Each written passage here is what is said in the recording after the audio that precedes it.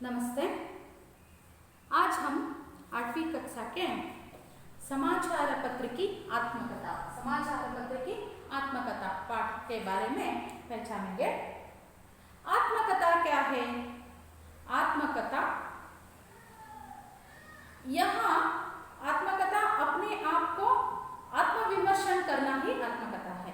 यहाँ समाचार पत्र अपने के बारे में आत्मविमर्शन कर रहा है, अपने महत्व के बारे में बता रहा है और अपने आवश्यकता के बारे में बता रहा है।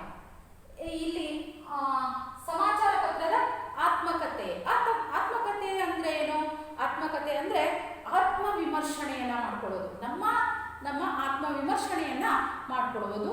ಇಲ್ಲಿ ಕೂಡ ಸಮಾಚಾರ ಪತ್ರ ತನ್ನ ಆತ್ಮವಿಮರ್ಶನೆಯನ್ನ ಮಾಡ್ಕೊಳ್ತಾ ಇದೆ, ಜೊತೆಗೆ ತನ್ನ ಮಹತ್ವದ ಬಗ್ಗೆ ತಿಳಿಸ್ಕೊಡ್ತಾ ಇದೆ, ಹಾಗೆಯೇ ತನ್ನ ಅವಶ್ಯಕತೆ, ಜನರಿಗೆ ತನ್ನ ಅವಶ್ಯಕತೆ ಎಷ್ಟಿದೆ ಅನ್ನೋದರ ಬಗ್ಗೆ ಇಲ್ಲಿ ಹೇಳ್ತಾ ಇದೆ।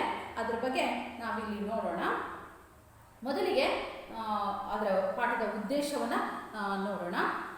इस पाठ के द्वारा बच्चे समाचार पत्र के महत्व और लाभों को समझ सकते हैं।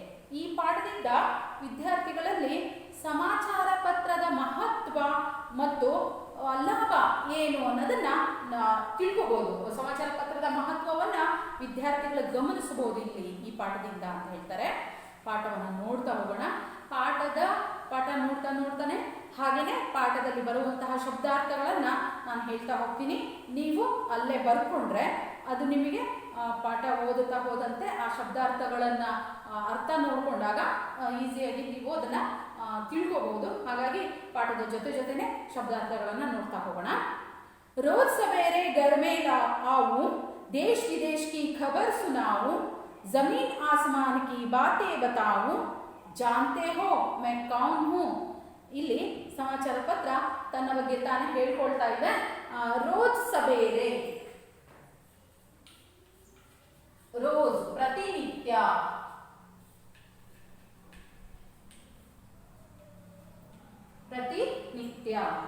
ಸಬೇರೆ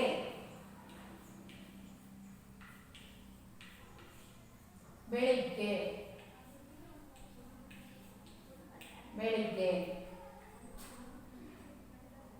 ಖಬರ್ ವಿಷಯ,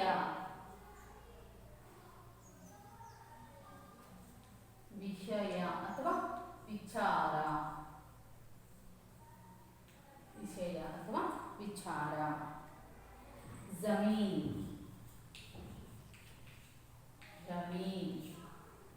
ಜಮೀನ್ ಅಂದ್ರೆ ಭೂಮಿ, ಆಸ್ಮಾನ್ ಆಕಾಶ, ಜಮೀನ್ ಭೂಮಿ, ಆಸ್ಮಾನ್ ಆಕಾಶ। ಇಲ್ಲಿ ನಾವು ಶಬ್ದಗಳು ದೇಶ ವಿದೇಶ,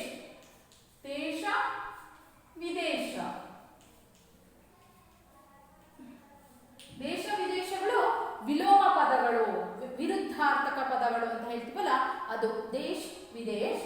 ನೆಕ್ಸ್ಟ್ ಆ ಜಮೀನ್ ಆಸಮಾನು ಕೂಡ ವಿರುದ್ಧಾರ್ಥಕ ಪದಗಳು।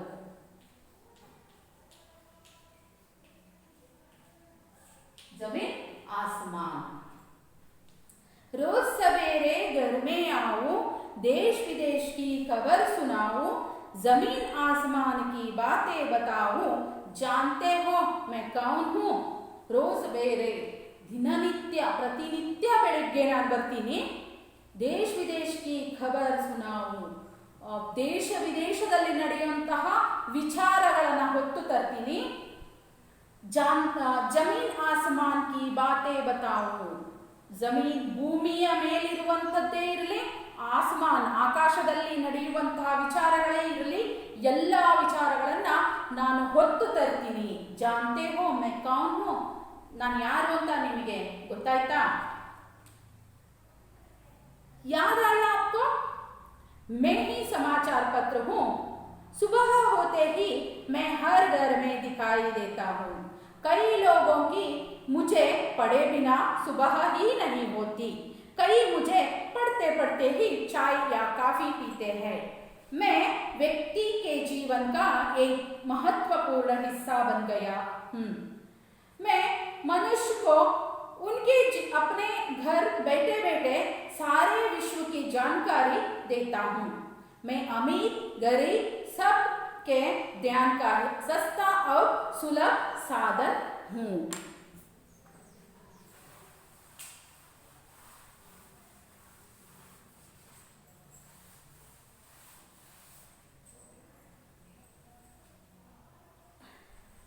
हिस्सा हिस्सा हिस्सा ಅಂದ್ರೆ ಭಾಗ, ಹಿಸ್ಸಾ ಅಂದ್ರೆ ಭಾಗ. ನೆಕ್ಸ್ಟ್ ಅಮೀರ್. ಅಮೀರ್ ಅಂದ್ರೆ ಅಮೀರ್ ಶ್ರೀಮಂತ. ಗರೀಬ್ ಗರೀಬ್ ಅಂದ್ರೆ ಬಡವ. ಸಸ್ತಾ ಕಡಿಮೆ ಬೆಲೆ.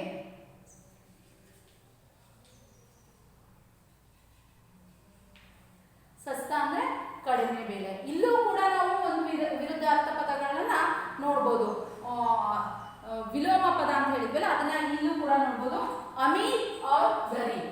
ಅಮೀರ್ ಬಡವ ಮತ್ತೆ ಶ್ರೀಮಂತ. ಅಮೀರ್ ಗರೀಬ್ ಇವು ಕೂಡ ವಿರುದ್ಧಾರ್ಥಕ ಪದಗಳು, ವಿಲೋಮ ಪದಗಳು ಅಂತ ಹೇಳಿ ಇಲ್ಲಿ ಹೇಳ್ತೀವಿ. ಯಾದಾಯ ಅಪ್ಪ ನಿಮಗೇನಾದ್ರೂ ನೆನಪಾಯ್ತಾ? ಏನು ನೆನಪಾಯ್ತು ಅಂತ ಕೇಳ್ತಿರೋದಂದ್ರೆ ಈಗ ಒಂದು ಮೊದಲೇ ಇದರಲ್ಲಿ ಒಂದು ಒಗಟನ್ನ ಹೇಳುತ್ತೆ ಸಮಾಚಾರ ಪತ್ರ. ಏನು ಒಗಟು? ನಾನು ದಿನನಿತ್ಯ ನಿಮ್ಮಲ್ಲಿ ಬರ್ತೀನಿ, ದೇಶ ವಿದೇಶದ ವಿಚಾರಗಳನ್ನ ಹೊತ್ತು ತರ್ತೀನಿ, ಆಮೇಲೆ ಭೂಮಿಯಲ್ಲೇ ಇರಲಿ ಆಕಾಶದಲ್ಲೇ ಇರಲಿ ನಡೆಯುವಂತಹ ವಿಚಾರಗಳನ್ನ ತಿಳಿಸ್ತೀನಿ. ಹಾಗಾದ್ರೆ ನಾನು ಯಾರು ಅಂತ ಗೊತ್ತಾಯ್ತಾ ಅಂತ ಕೇಳುತ್ತೆ. ಅದಕ್ಕೆ ನಿಮ್ಗೆ ಏನಾದರೂ ನೆನಪಾಯ್ತಾ? ಮೇ ಹಿ ಸಮಾಚಾರ ಪತ್ರ ಹೂँ, ನಾನೇ ಸಮಾಚಾರ ಪತ್ರ. ಸುಬಹ ಹೋತೆ ಹಿ ಮೈ ಹರ್ ಘರ್ ಮೇ ದಿಖಾಯಿ ದೇತಾ ಹೂँ. ಬೆಳಗ್ಗೆ ಹರಿದ್ರೆ ಸಾಕು ನಾನು ಎಲ್ಲರ ಮನೆಯಲ್ಲಿ ಪ್ರತಿಯೊಬ್ಬರ ಮನೆಯಲ್ಲೂ ಕಂಡು ಬರ್ತೀನಿ. ಕೈ ಲೋಗೋ ಕಿ ಮುಜೆ ಪಡೆ ಬಿನಾ ಸುಬಹ ಹಿ ನಹಿ ಹೋತಿ. ಸುಮಾರಷ್ಟು ಜನಕ್ಕೆ ನ್ಯೂಸ್ ಪೇಪರನ್ನು ಓದದೆ, ನನ್ನನ್ನು ಓದದೆ ಬೆಳಗ್ಗೆ ಹರಿಯಲ್ಲ. ಅಂದರೆ ನ್ಯೂಸ್ ಪೇಪರಿಗೆ ಅಷ್ಟೊಂದವರು ಅಡಾಪ್ಟ್ ಆಗಿಬಿಟ್ಟಿರ್ತಾರೆ.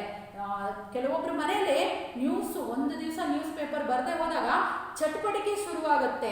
ನಾನು ಏನೋ ಕಳ್ಕೊಂಡಿದ್ದೀನಿ ಅನ್ನೋ ಭಾವನೆ ಅವರಲ್ಲಿ ಶುರುವಾಗುತ್ತೆ. ಅಷ್ಟೊಂದು ಅವರು ಆ ನ್ಯೂಸ್ ಪೇಪರಿಗೆ ಹೊಂದಿಕೊಂಡು ಹೋಗ್ಬಿಟ್ಟಿರ್ತಾರೆ. ದಿನನಿತ್ಯ ಬೆಳಿಗ್ಗೆ ಬಂದ ತಕ್ಷಣನೇ ನ್ಯೂಸ್ ಪೇಪರ್ ತಂದ ತಕ್ಷಣನೇ ಫಸ್ಟ್ ಅವರು ನ್ಯೂಸ್ ಪೇಪರ್ ತಗೋಬೇಕು, ಒಂದು ಸಾರಿ ಎಲ್ಲ ಹೆಡ್ಲೈನ್ ನೋಡಬೇಕು, ಆಮೇಲೆ ಅವರಿಗೆ ಸಮಾಧಾನ.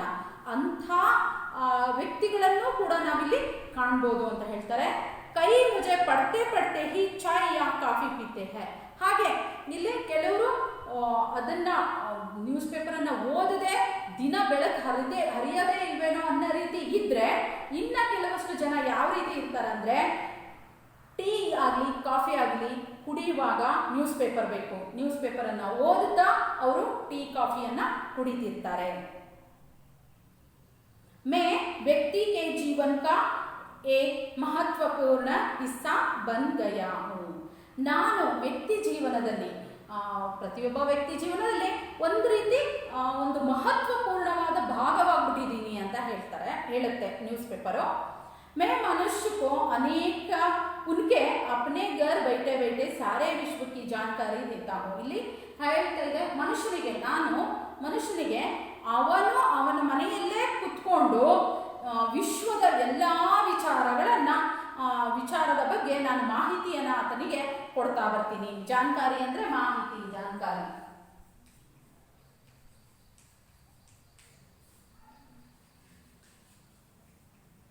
ಎಲ್ಲ ಮಾಹಿತಿಗಳನ್ನ ವಿಶ್ವದಲ್ಲಿ ನಡೆಯುವಂತ ಎಲ್ಲ ಮಾಹಿತಿಗಳನ್ನು ನಾನು ವ್ಯಕ್ತಿ ಮನೆಯಲ್ಲೇ ಕುತ್ಕೊಂಡು ನೋಡ್ಬೋದು. ಆ ರೀತಿ ಕುಂತಲ್ಲೇ ನಾನು ಎಲ್ಲ ವಿಷಯಗಳನ್ನ ಹೊತ್ತು ತಂದು ಆತನಿಗೆ ಮುಟ್ಟಿಸ್ತೀನಿ ಅಂತ ನ್ಯೂಸ್ ಪೇಪರ್ ಹೇಳುತ್ತೆ.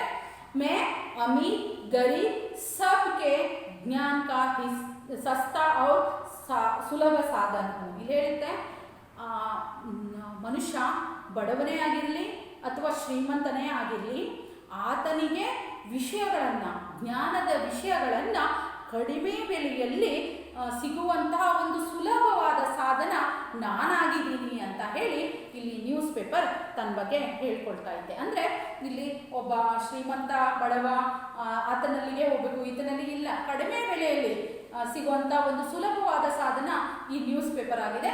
ಈ ನ್ಯೂಸ್ ಪೇಪರ್ಗೆ ಕೆಲವರು ಎಷ್ಟೊಂದು ಅಡಾಪ್ಟ್ ಆಗಿರ್ತಾರೆ ಅಂದರೆ, ನ್ಯೂಸ್ ಪೇಪರ್ ಇಲ್ಲದೆ ಅವತ್ತಿನ ದಿನ ಅವರಿಗೆ ಕಳೆಯೋದೇ ಕಷ್ಟ ಆಗಿರುತ್ತೆ. ಜೊತೆಗೆ ನ್ಯೂಸ್ ಪೇಪರ್ ಓದುತ್ತಾ ಚಹಾ ಕುಡಿಯೋದು ಅಥವಾ ಕಾಫಿ ಕುಡಿಯೋದನ್ನ ಕೆಲವು ಜನ ಇದಕ್ಕೆ ಕಾಫಿ ಮತ್ತು ನ್ಯೂಸ್ ಪೇಪರ್ ಹೊಂದಾಣಿಕೆ ಮಾಡ್ಕೊಂಡ್ಬಿಟ್ಟಿರ್ತಾರೆ. ಅದಿಲ್ಲದೆ ದಿನನೇ ಇಲ್ವೇನೋ ಅನ್ನೋ ರೀತಿ ಕೆಲವರು ಇರ್ತಾರೆ ಅನ್ನೋದನ್ನು ನ್ಯೂಸ್ ಪೇಪರ್ ಹೇಳುತ್ತೆ. प्राचीन काल में राजा महाराजा कबूतरों के द्वारा संदेश भेजा करते थे। संदेशवाहक भी संदेश लेकर जाते थे। आज समाचार पहुंचाने के कई साधन बने हैं, जिनमें रेडियो, टेलीफोन, दूरदर्शन, कंप्यूटर आदि मेरे साथी है। ಇಲ್ಲಿ ಶಬ್ದಾರ್ಥಗಳನ್ನು ನೋಡೋಣ. ಫಸ್ಟು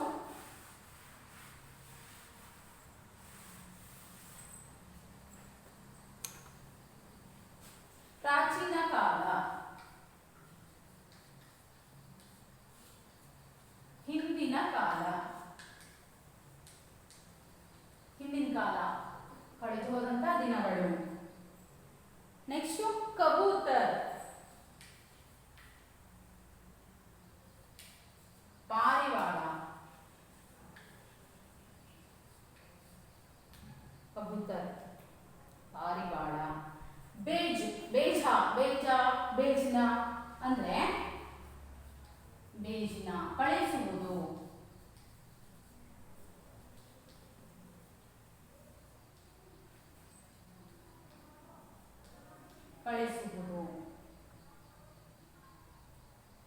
ನೆಕ್ಸ್ಟ್ ರೇಡಿಯೋ,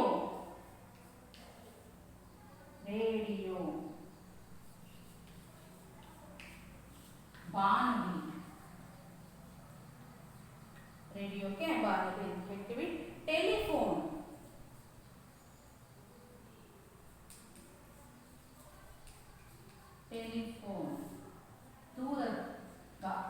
ದೂರಭಾಷಾ, ದೂರವಾಣಿ ದೂರಭಾಷಾ ಅಂತೆಲ್ಲ ಹೇಳ್ತೀವಿ. ನೆಕ್ಸ್ಟ್ ದೂರದರ್ಶನ್,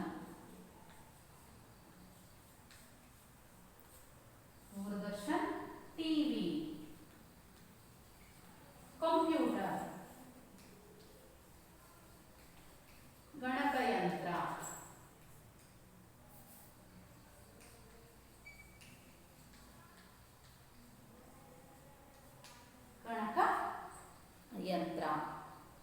प्राचीन काल में राजा महाराजा कबूतरों के द्वारा संदेश भेजा करते थे।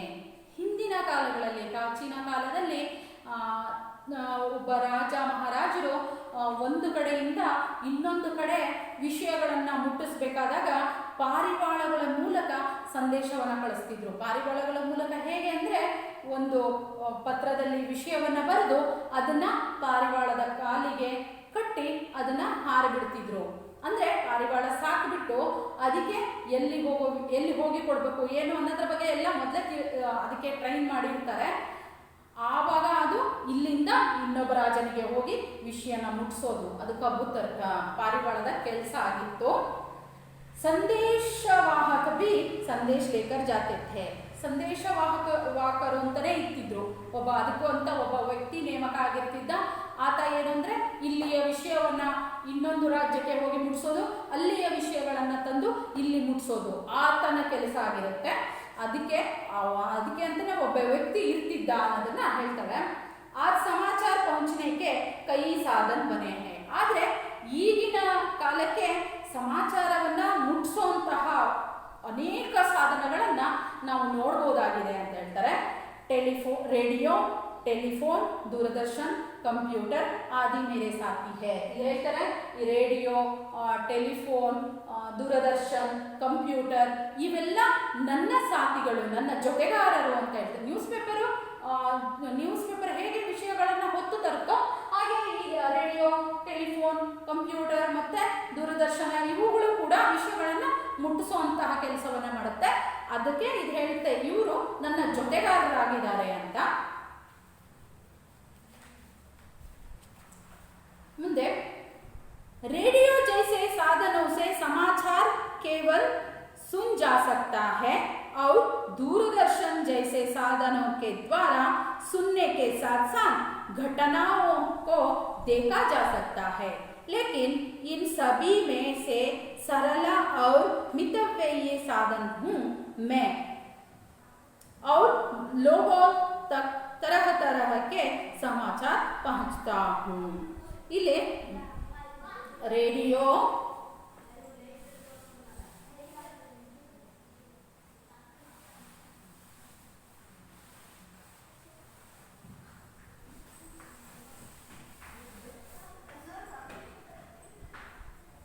सुनना, सुन ಅಂದ್ರೆ ಕೇಳು, ಕೇಳುವುದು.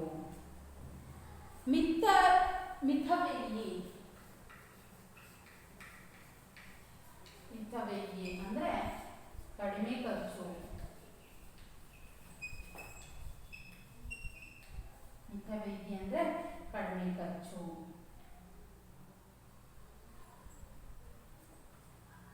ಇಲ್ಲಿ ಹೇಳುತ್ತೆ रेडियो जैसे साधन से समाचार केवल सुन जा सकता है. ರೇಡಿಯೋದಂತಹ ಸಾಧನಗಳು ಏನಿದ್ದಾವೆ ಅದರಿಂದ ಕೇವಲ ನಾವು ಕೇಳಬಹುದು, ವಿಷಯಗಳನ್ನ ಕೇಳಬಹುದು ಅಷ್ಟೇ. और दूरदर्शन जैसे साधनों के द्वारा सुनने के साथ साथ घटनाओं को देखा जा सकता है. ಆದರೆ ದೂರದರ್ಶನದ ಮೂಲಕ ನಾವು ಕೇಳುವುದರ ಜೊತೆಗೆ ಅಲ್ಲಿ ನಡೆಯುವಂಥ ಘಟನೆಗಳನ್ನು ನೋಡಬಹುದು. ದೂರದರ್ಶನ ಅನ್ನೋ ಸಾಧನದಲ್ಲಿ ನಾವು ಘಟನೆಗಳನ್ನು ನೋಡುವುದರ ಜೊತೆ ಕೇಳೋದು ಕೂಡ ಮಾಡ್ತೀವಿ. लेकिन इन सभी में से मैं सरल और मितव्ययी साधन हूँ.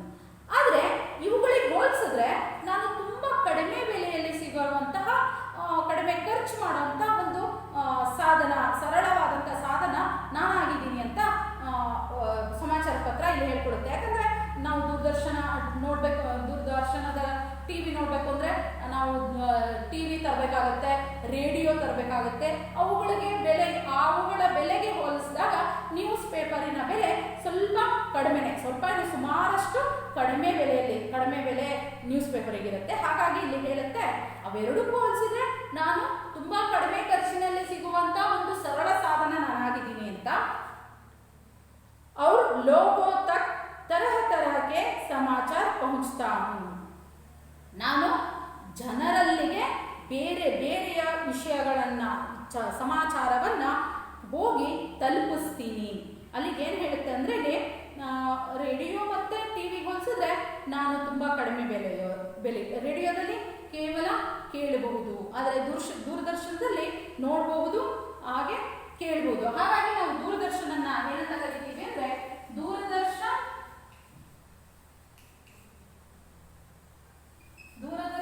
एक श्रव्य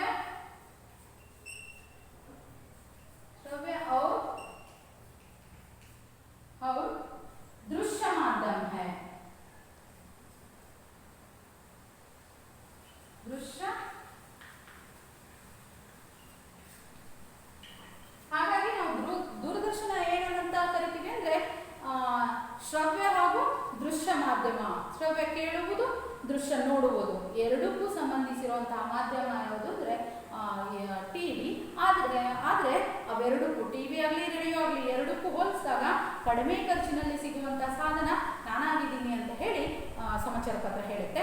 ಮುಂದೆ ಭಾರತ ವರ್ಷ ಮೇ ಪಹಲೆ ಮೇ अंग्रेजी में बंगाल गजट नाम से सन 1780 में प्रकाशित हुआ. हिंदी में उदंत मार्तंड नाम से और कन्नड़ में मंगलूरु समाचार के रूप में सन 1845 में पहले प्रकट हुआ. वर्तमान समय में विभिन्न भाषाओं में हजारों की संख्या में मैं प्रकाशित होता रहता हूँ। Navbharat Times, Hindustan Times, Times of India, Deccan Herald, Indian Express, Amar Ujala, Samyukta Karnataka, विजय कर्नाटक, प्रजावाणी, उदयवाणी, दैनिक जागरण, राजस्थान पत्रिका, जनसत्ता आदि अनेक नामों से मैं आपको मिल सकता हूँ।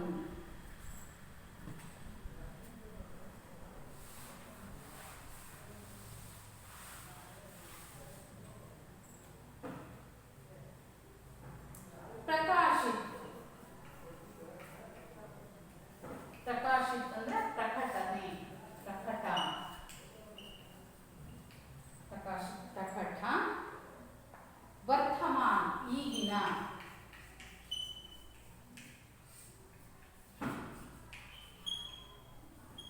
ವರ್ತಮಾನ ಈಗಿನ.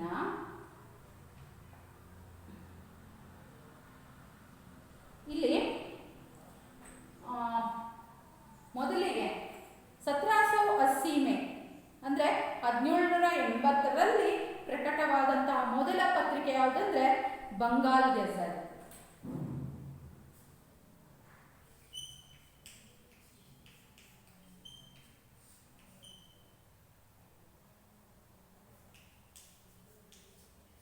ಇದು अंग्रेजी में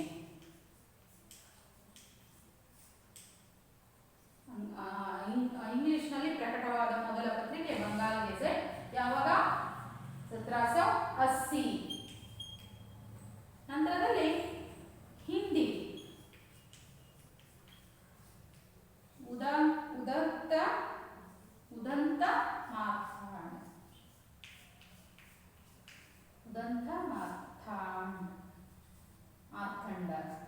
ಉದಂತ ಮಾರ್ಥಂಡ ಇದು 1845. ಕನ್ನಡ ಮಂಗಳೂರು ಸಮಾಚಾರ.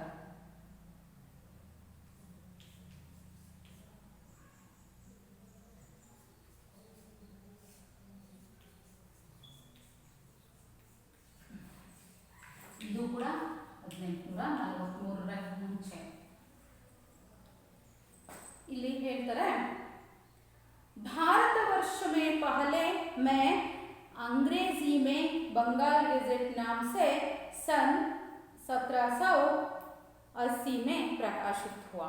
ಭಾರತದಲ್ಲಿ ಮೊಟ್ಟ ಮೊದಲಿಗೆ ನನ್ನ ಪ್ರಕಟಣೆಯಾಗಿದ್ದು ಇಂಗ್ಲಿಷ್ ಪತ್ರಿಕೆ, ಅದು ದಿ ಬಂಗಾಲ್ ಗೆಜೆಟ್ ಅನ್ನುವ ಪತ್ರಿಕೆ 1780ರಲ್ಲಿ ಪ್ರಕಟಣೆಯಾಯಿತು ಅಂತ ಹೇಳುತ್ತೆ.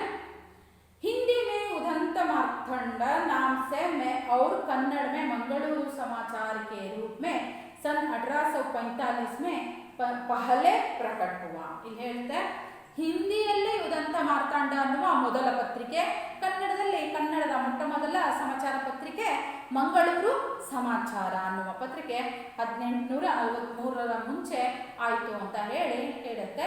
ಇಲ್ಲಿ ಇಂಗ್ಲಿಷ್ ಭಾಷೆಯ ಮೊದಲ ಪತ್ರಿಕೆ ದಿ ಬಂಗಾಲ್ ಗೆಜೆಟ್ ಆದರೆ ಕನ್ನಡದ್ದು ಮಂಗಳೂರು ಸಮಾಚಾರ, ಹಾಗೆ ಹಿಂದಿದು ಉದಂತ मार्तंड. वर्तमान समय में विभिन्न भाषाओं में हजारों की संख्या में मैं प्रकाशित होता रहता हूँ. ಇಲ್ಲಿ ವರ್ತಮಾನ ಕಾಲದಲ್ಲಿ ಈಗಿನ ಪರಿಸ್ಥಿತಿಯಲ್ಲಿ ಅನೇಕ ಭಾಷೆಗಳಲ್ಲಿ, ವಿಭಿನ್ನ ಭಾಷೆಗಳಲ್ಲಿ ವಿಭಿನ್ನ ರೀತಿಯ ಪ್ರಕಟಣೆಗಳ, ವಿಭಿನ್ನ ರೀತಿಯ ಸಾವಿರಾರು ಪತ್ರಿಕೆಗಳನ್ನು ನಾವು ಪ್ರಕಟಣೆಯಾಗೋದನ್ನು ನೋಡ್ತಾ ಇದ್ದೀವಿ. ಅದರಲ್ಲಿ ಉದಾಹರಣೆಗೆ Navbharat Times, Hindustan Times, Times of India, Deccan Herald, Indian Express, Amar Ujala, Samyukta Karnataka, विजय कर्नाटक, प्रजावाणी, उदयवाणी, दैनिक जागरण, राजस्थान पत्रिका, जनसत्ता आदि. ಇವೆಲ್ಲ ಇಂಗ್ಲಿಷು, ಹಿಂದಿ ಮತ್ತು ಕನ್ನಡದಲ್ಲಿ ಪ್ರಕಟಣೆಗೊಂಡಿರುವಂತಹ ಪತ್ರಿಕೆಗಳು. ಈ ಎಲ್ಲ ಪತ್ರಿಕೆಗಳ ಈಗ ದಿನನಿತ್ಯದಲ್ಲೂ ನಾವು ಹೊಸ ಹೊಸ ಬೇರೆ ಹೆಸರುಗಳಲ್ಲಿ ನೋಡ್ತಾ ಇದ್ವಿ. ಆದರೆ ಎಲ್ಲ ಪತ್ರಿಕೆಗಳ ಕೆಲಸ ಏನು ಅಂದರೆ ವಿಷಯಗಳನ್ನು ಮುಟ್ಟಿಸೋದು ಅಷ್ಟೇ. मैं दैनिक, साप्ताहिक, पाक्षिक आदि के रूप में आपके हाथ में रहता हूँ. विषय की दृष्टि से मुझे सामाजिक, धार्मिक, साहित्यिक, आर्थिक, सांस्कृतिक, मनोरंजक आदि वर्गों में विभाजित किया जाता है. ಇಲ್ಲಿ ಹೇಳುತ್ತೆ ನಾನು ಯಾವ್ಯಾವ ರೀತಿ ಪ್ರಕಟಣೆಗೊಳ್ತೀನಿ ಅಂದರೆ ದೈನಿಕ ದಿನಪತ್ರಿಕೆ, ದೈನಿಕ ಅಂದ್ರೆ ದಿನಪತ್ರಿಕೆ, ದಿನಪತ್ರಿಕೆ. ಸಾಪ್ತಾಹಿಕ ಅಂದ್ರೆ ವಾರಪತ್ರಿಕೆ, ವಾರಪತ್ರಿಕೆ. ನೆಕ್ಸ್ಟ್ ಪಾಕ್ಷಿಕ, ಪಾಕ್ಷಿಕ, ಪಾಕ್ಷಿಕ ಅಂದ್ರೆ 15 ದಿನ, 15 ದಿನ.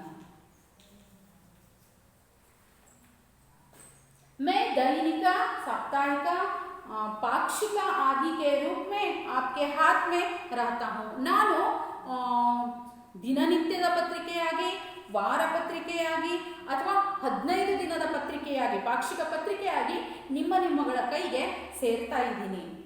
विषय के दृष्टि से मुझे सामाजिक, धार्मिक, साप्ताहिक, साहित्यात्मक, आर्थिक, सांस्कृतिक, मनोरंजक आदि के वर्गों में विभाजित किया जाता है. ಇಲ್ಲಿ ವಿಷಯಗಳಿಗೆ ಅನುಗುಣವಾಗುವಂತೆ ನನ್ನನ್ನು ವಿಭಾಗವನ್ನು ಮಾಡಿದ್ದಾರೆ. ಧಾರ್ಮಿಕ ವಿಷಯಗಳಿಗೆ, ಸಾಹಿತ್ಯಿಕ ವಿಷಯಗಳು, ಮತ್ತು ಆರ್ಥಿಕ ವಿಷಯಗಳು, ಸಾಂಸ್ಕೃತಿಕ ವಿಷಯಗಳು, ಮನೋರಂಜನೆಯ ವಿಷಯಗಳನ್ನು ವರ್ಗ ಮಾಡಿ ವಿಭಾಜನೆ ಮಾಡಿದ್ದಾರೆ. ಅಂದರೆ ನಾವು ದಿನನಿತ್ಯ ಪೇಪರ್ ನೋಡುವಾಗ ಒಂದು ಮೇನ್ ಪೇಜಲ್ಲಿ ರಾಜಕೀಯ ಇದ್ದರೆ, ಇನ್ನೊಂದು ಪೇಜಲ್ಲಿ ಮನೋರಂಜನೆ, ಮತ್ತೊಂದು ಪೇಜಲ್ಲಿ ಆರ್ಥಿಕ, ಮತ್ತೊಂದು ಪೇಜಲ್ಲಿ ಸಾಹಿತ್ಯಿಕ, ಹೀಗೆ ಬೇರೆ ಬೇರೆ ರೀತಿಯಾಗಿ ನನ್ನನ್ನು ಮಾಡಿದ್ದಾರೆ. ಅದ್ರ ಜೊತೆಗೆ ಇದನ್ನು ಕೂಡ, ಬುಕ್ಕುಗಳನ್ನು ಕೂಡ ಸಪ್ರೇಟಾಗಿ ಮಾಡಿದ್ದಾರೆ, ಪತ್ರಿಕೆಯನ್ನು ಕೂಡ ಅಂತ ಹೇಳ್ತಾರೆ.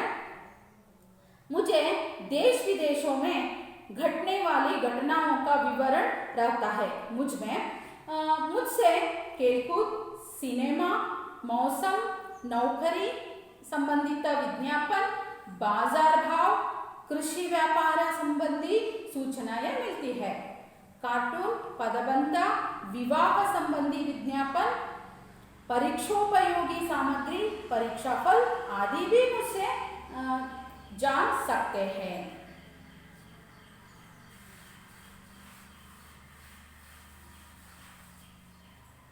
खेलकूद,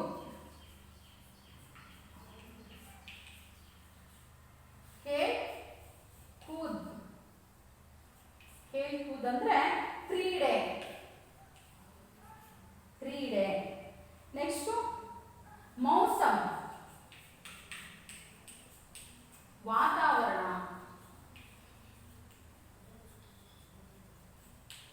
ವಾತಾವರಣ. ಬಾಜಾರ್, ವ್ಯಾಪಾರ, ವ್ಯಾಪಾರ. ನೆಕ್ಸ್ಟ್ ವಿಜ್ಞಾಪನ್, ವಿಜ್ಞಾಪನ್ ಅಂದ್ರೆ ಜಾಹೀರಾತು, विज्ञापन ಅಂದ್ರೆ ಅಡ್ವರ್ಟೈಸ್ಮೆಂಟ್. ಇಲ್ಲಿ ಹೇಳ್ತಾರೆ मुझमें देश विदेशों में घटने वाली घटनाओं का विवरण रहता है. ನನ್ನೊಳಗೆ ದೇಶ ವಿದೇಶದಲ್ಲಿ ನಡೆಯುವಂತಹ ಅನೇಕ ಘಟನೆಗಳು ನನ್ನೊಳಗಿರುತ್ತೆ. मुझसे खेलकूद, सिनेमा, मौसम, नौकरी संबंधी विज्ञापन, बाजार भाव, कृषि व्यापार संबंधी सूचनाएं मिलती है. ನನ್ನೊಳಗೆ ಯಾವ್ಯಾವ ವಿಷಯಗಳು ಸಿಗ್ತವೆ ನಿಮಗೆ ಅಂದರೆ ಕ್ರೀಡೆಗೆ ಸಂಬಂಧಿಸಿದಂತಹ ವಿಷಯಗಳು ಸಿಗುತ್ತೆ, ಸಿನಿಮಾಕ್ಕೆ ಸಂಬಂಧಿಸಿರುವಂಥ ವಿಷಯಗಳು ನನ್ನೊಳಗಿರುತ್ತೆ, ಮೌಸಮ್ ವಾತಾವರಣಕ್ಕೆ ಸಂಬಂಧಿಸಿರುವಂಥ ವಿಷಯ ನನ್ನೊಳಗಿರುತ್ತೆ, ನೌಕರಿಗೆ ಸಂಬಂಧಿಸಿರುವಂಥ ಜಾಹೀರಾತುಗಳು ಇರುತ್ತವೆ, ಕೆಲಸ ಖಾಲಿ ಇದೆ ಅನ್ನೋ ಪ್ರಕಟಣೆ ಕೂಡ ನಾವು ನೋಡ್ಬೋದು.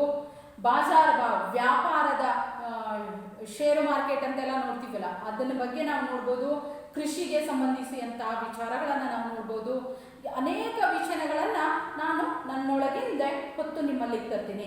ಇದರ ಜೊತೆಗೆ ಕಾರ್ಟೂನ್ ಮಕ್ಕಳು ನೋಡುವಂಥ ಕಾರ್ಟೂನನ್ನು ಇರುತ್ತೆ, ಪದಬಂಧ ಇರುತ್ತೆ, ವಿವಾಹ ಸಂಬಂಧಿ ವಿಜ್ಞಾಪನ್, ವಧುವರರ ವಧು ಬೇಕು ವರ ಬೇಕು ಅನ್ನುವ ಆ ಜಾಹೀರಾತು ಕೂಡ ನನ್ನಲ್ಲಿರುತ್ತೆ. ಪರೀಕ್ಷೋಪಯೋಗಿ ಸಾಮಗ್ರಿ, ಪರೀಕ್ಷೆಗೆ ಸಂಬಂಧಿಸಿರುವಂತಹ ಅನೇಕ ವಿಷಯಗಳು ನನ್ನಲ್ಲಿರುತ್ತೆ. ಅಂದರೆ ಈ ಪೊಲೀಸ್ ಪರೀಕ್ಷೆ ಬಂದಾಗ ಅಥವಾ ನಮ್ಮದೇ SLC ಪರೀಕ್ಷೆ ಬಂದಾಗ ಆ ಪರೀಕ್ಷೆಗೆ ಸಂಬಂಧಿಸಿದಂಥ ವಿಷಯಗಳನ್ನು ಒಂದು ಭಾಗದಲ್ಲಿ ಕೊಡ್ತಾ ಬರ್ತಿರ್ತಾರೆ ಪರೀಕ್ಷಾ ಆಗಿ. ಅದರ ಜೊತೆಗೆ ಪರೀಕ್ಷಾ ಫಲಿತಾಂಶವನ್ನು ಕೂಡ ನಾವು ನ್ಯೂಸ್ ಪೇಪರಲ್ಲೇ ನೋಡ್ಬೋದು ಅಂತ ಹೇಳ್ತಾರೆ. ಮುಜ್ಮೆ ಜಾನ್ ಸಕ್ತೆ ಹೈ, ಇಷ್ಟೊಂದು ವಿಷಯಗಳನ್ನ ನನ್ನೊಳಗಿಂದ ನೀವು ತಿಳ್ಕೋಬಹುದು ಅಂತ ಹೇಳ್ತಾರೆ. आजकल मेरे अंदर समय समय पर बड़े बड़े लेखकों की रचनाएं भी प्रकाशित होने लगी है.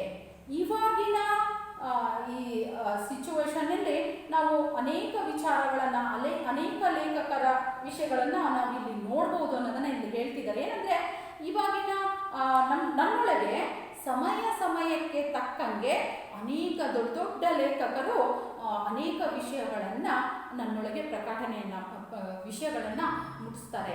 ಈಗ ಉದಾಹರಣೆಗೆ ನಮ್ಮ ಗುರುಗಳು ಸಿರಿಗೆರೆಯ ಶ್ರೀಗಳು ಪ್ರತಿ ಗುರುವಾರ ಬಿಸಿಲು ಬೆಳದಿಂಗಳು ಅನ್ನುವ ಒಂದು ಪತ್ರಿಕೆ, ವಿಜಯ ಕರ್ನಾಟಕ ಪತ್ರಿಕೆಯಲ್ಲಿ ಬಿಸಿಲು ಬೆಳದಿಂಗಳು ಅನ್ನುವ ಒಂದು ವೇದಿಕೆಯಲ್ಲಿ ಅನೇಕ ವಿಚಾರಗಳನ್ನು ತಿಳಿಸ್ಕೊಡ್ತಾರೆ. ಹಾಗೆಯೇ ಮಹಾನ್ ವ್ಯಕ್ತಿಗಳು ಕೂಡ ನನ್ನಲ್ಲಿ ಅನೇಕ ವಿಚಾರಗಳನ್ನು ತಿಳಿಸ್ಕೊಡ್ತಾರೆ ಅಂತ ಹೇಳಿ ಇಲ್ಲಿ ಪತ್ರಿಕೆ ಹೇಳ್ಕೊಡುತ್ತೆ. विशेषांकों में जीवनी, कविता, एकांकी, नाटक, कहानी, आलोचना, श्वास, फिल्म संबंधी सूचनाएं भी प्रकट होती रहती है.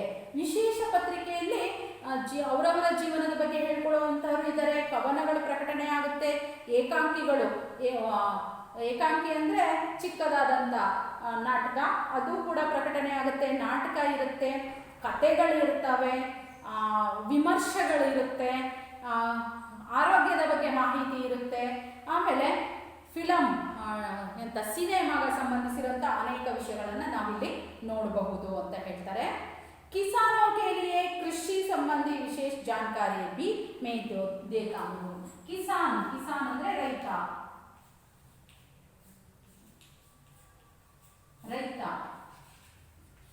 ರೈತರಿಗೆ ಸಂಬಂಧಿಸಿರುವಂತಹ ಅನೇಕ ವಿಷಯಗಳನ್ನ ಕೂಡ ನನ್ನಲ್ಲಿ ಸಿಗುತ್ತೆ, ಅನೇಕ ವಿಚಾರಗಳು ನನ್ನೊಳಗಿರುತ್ತೆ ಅಂತ ಹೇಳಿ ಇಲ್ಲಿ ಪತ್ರಿಕೆ ಹೇಳ್ಕೊಳ್ಳುತ್ತೆ.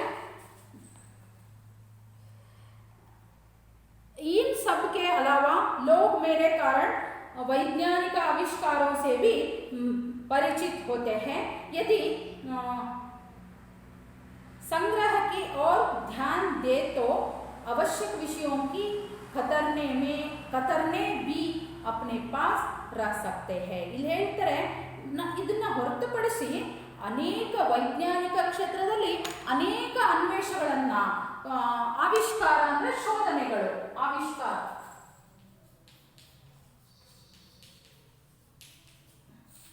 ಶೋಧನೆ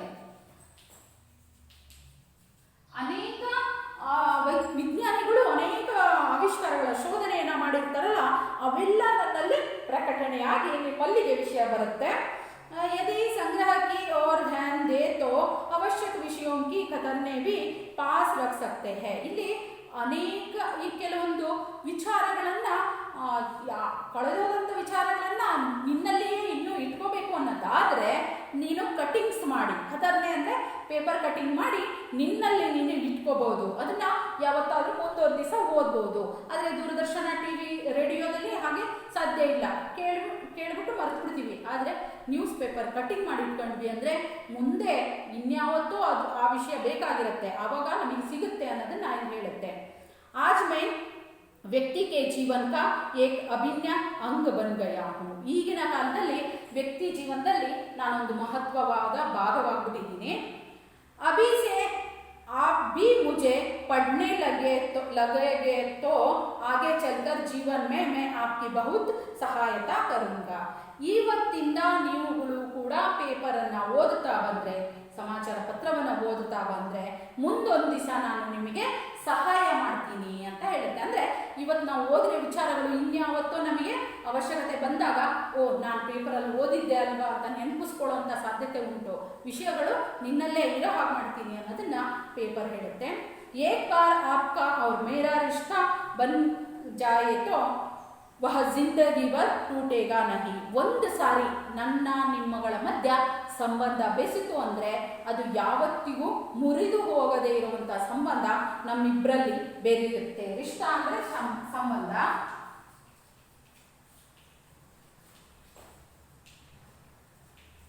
ಸಂಬಂಧ ಸಂಬಂಧ ನೆಕ್ಸ್ಟ್ ಜಿಂದಗಿ.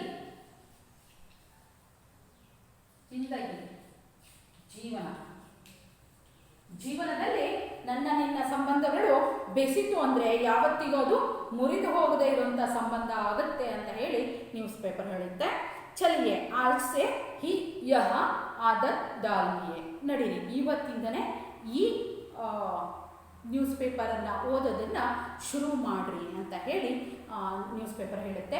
ಒಟ್ಟಿನಲ್ಲಿ ನ್ಯೂಸ್ ಪೇಪರನ್ನು ನಾವು ಜ್ಞಾನದ ಖಜಾನೆ ಅಂತ ಹೇಳಿ ಹೇಳಬಹುದು. ಅರ್ಥವಾಯ್ತಲ್ಲ ಮಕ್ಕಳೇ? ಧನ್ಯವಾದ.